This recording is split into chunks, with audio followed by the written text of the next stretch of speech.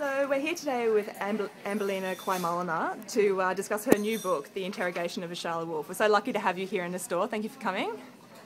So the first question I wanted to ask you is about your previous storytelling experience, because I know that Ashala Wolf is not the first book you've written. Can you tell us a little about that? Well, my previous books were picture books, so writing a picture book is very, very different to writing a novel. And I think chiefly when you write a picture book, because you don't have a lot of text, you can spend hours poring over every single word and making sure it's right. With a novel, if you do that, you will never finish the novel. So you just have to force yourself to get on and write. And that was a real lesson for me in novel writing, because I found that quite hard to do. So did you enjoy this experience? I don't know if enjoy is the right word. I worked on it really long hours and around other things. I quite often worked all the way through the night. So it was tough, but I would not have traded it, not for anything in the world. That's wonderful. There are some wonderful Australian elements in the novel, such as the magnificent two-arch trees and the first wood and the spin effects as well. And many of the major plot characteristics, such as the balance and Ashala's dream-walking ability, are drawn from Indigenous culture. How important was it for you to incorporate your Indigenous culture into and the Australian landscape into the novel? Well, I think it was important to me to tell the story right. You know, and I knew that from the beginning that Shearer was Indigenous, her ancestors were Indigenous people. Although, of course, she lives in a time when race has lost all meaning. People no longer distinguish between each other on that basis. When I came to write the first wood, I knew from the beginning that there were tuart trees in the first wood.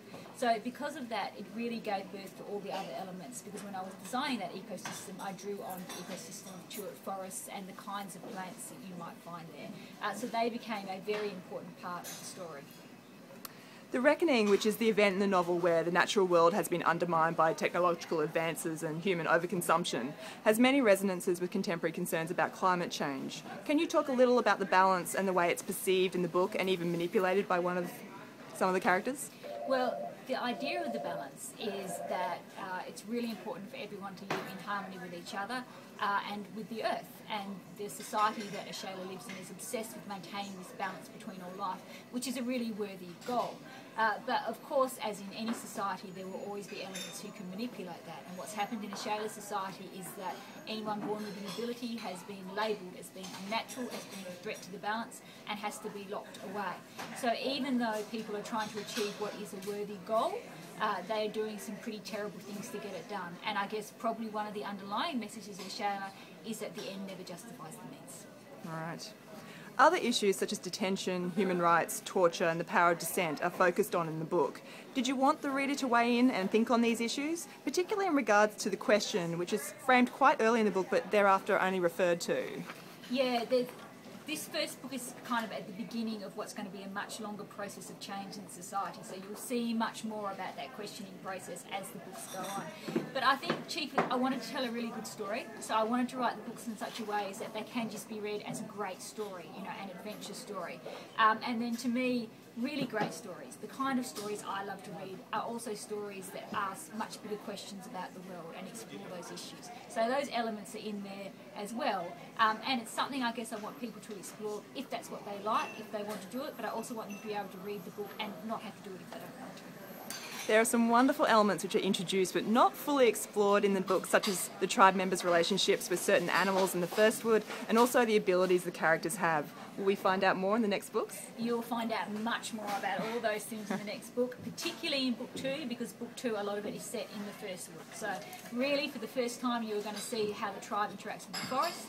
You're going to see much more how they interact with the particular animals, and you're going to find out much more about the abilities of various tribe members. Well, that's very exciting. And I hear we have a title for the second book as well? Yes, it's called The Disappearance of Ember Crow. And how many books are there in the series? 4.